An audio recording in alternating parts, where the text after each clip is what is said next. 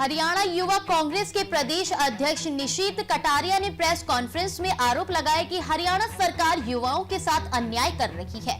उन्होंने कहा कि बाहरी लोगों को नौकरियां दी जा रही है, आरक्षण को खत्म किया जा रहा है और दलित पिछड़ों के हक छीने जा रही है। निशीत ने कहा कि बेरोजगारी बढ़ रही है, ठेकेदारी प्रथा बढ़ी है और ग्रुप ए की भर्ती में 35% क्राइटेरिया लागू किया गया है। उन्होंने चेतावनी दी कि कांग्रेस 20 जनवरी को हर जिले में प्रदर्शन करेगी और 24 या 25 जनवरी को मुख्यमंत्री आवास पर। तो आज जो हमारा मकसद है आप सभी पत्रकार एवं छायाकार बंधुओं से रूबरू होने का, वो है कि कैसे हमारे हरियाणा के युवाओं को उनके साथ ठगी की जा रही है, उनको पलायन कराया जा रहा है डंकी रूट के माध्यम से, और यहाँ पर बाहर के लोगों को जो और स्टेट से हैं उनको नौकरियाँ दी जा रही हैं। तो उसके विषय में आज हमने प्रेस वार्ता रखी है जिसमें हम आगे का अपना रोड मैप आपसे शेयर करना चाहेंगे। तो आप देखें कैसे एक साजिश के तहत बीजेपी सरकार सुयोजित तरीके से नौकरियों को में आरक्षण को ख़त्म कर रही है। देखिए उसका जो मुख्य एक एग्जाम्पल है, आपने पीछे असिस्टेंट प्रोफेसर इंग्लिश की भर्ती हुई थी, तो उसके अंदर आप देखेंगे तो टोटल 613 पद थे। 613 पद में से 151 अभ्यर्थियों का चयन हुआ और बाकी सीटें खाली छोड़ दी गई। तो आप देखिए इसमें जो आरक्षण जो खतरे में जो हम बता रहे हैं उसका मुख्य कारण क्या है। उसका कारण ये रहा कि जो डीएससी की सीटें हैं, जो 60 आरक्षित सीटें हैं, उसमें सिर्फ एक ही उम्मीदवार का चयन हो पाया। आप देखिए ऐसे ही एससी में जो 60 आरक्षित सीटें हैं उसमें सिर्फ 2 उम्मीदवारों का चयन हो पाया।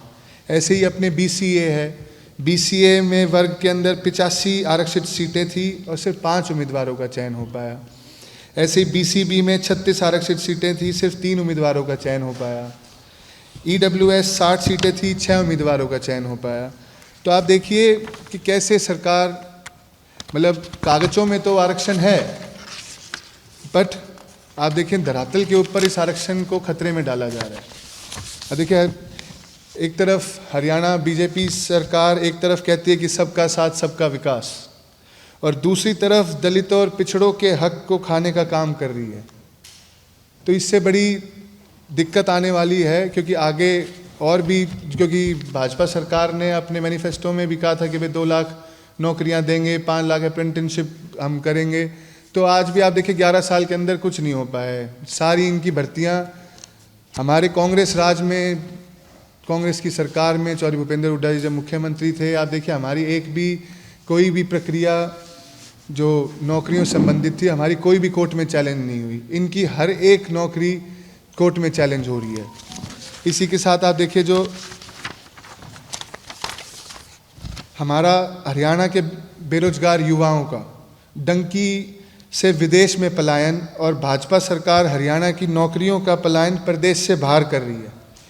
अब हाल ही में अब देखिए बाहर ये पलायन करा रही है क्योंकि डंकी के माध्यम से, क्योंकि बाहर आप देखिए कॉन्ट्रैक्चुअल बेस पे कभी इजराइल भेज रहे हैं, कभी रशिया भेज रहे हैं।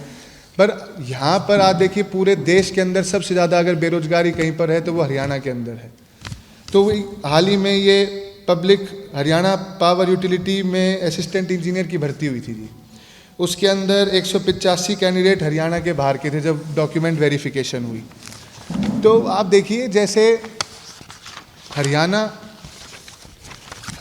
के मुख्यमंत्री का रिमोट कंट्रोल जैसे दिल्ली में है, वैसे ही हरियाणा में नौकरियां पाने के का रिमोट कंट्रोल बिहार से चल रहा है। आप देखिए हमें एचपीएससी के चेयरमैन कहते हैं कि भाई आपके जो युवा हैं उनकी उस लेवल पे आप लोग तैयार नहीं हैं। तो आपके एचपीएससी के चेयरमैन खुद ही अपने एजुकेशन सिस्टम को कटघरे में डाल रहे हैं।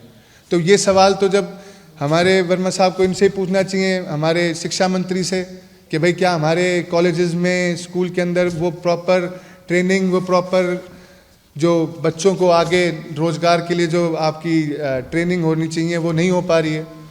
तो आप देखिए सिविल जज में 110 में 60 बाहर के, इरिगेशन डिपार्टमेंट में भर्ती का चयन हुआ 49 में से 28 बाहर के, एसडीओ इलेक्ट्रिकल में 80 चयनित उम्मीदवारों में से सिर्फ 2 ही हरियाणा के थे, बट वो बाद में वो भर्ती रद्द भी हुई।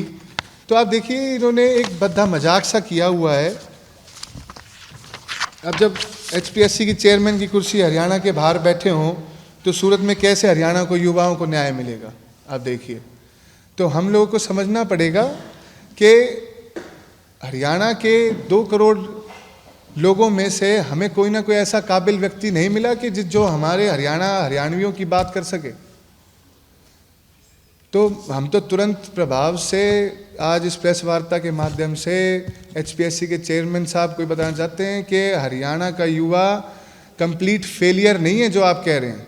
उन हरियाणा के युवा का डंका तो पूरे संसार में बजा है, चाहे वो आपके यूपीएससी के टॉपर रहे हों, चाहे वो आईटी विभाग में रहे हों, तो हरियाणा का तो लोहा पूरा संसार मान रहा है। और ये हमें कह रहे हैं कि भाई हमारा तो जो युवा है वो तो बिल्कुल अटर फेलियर हो रखा है।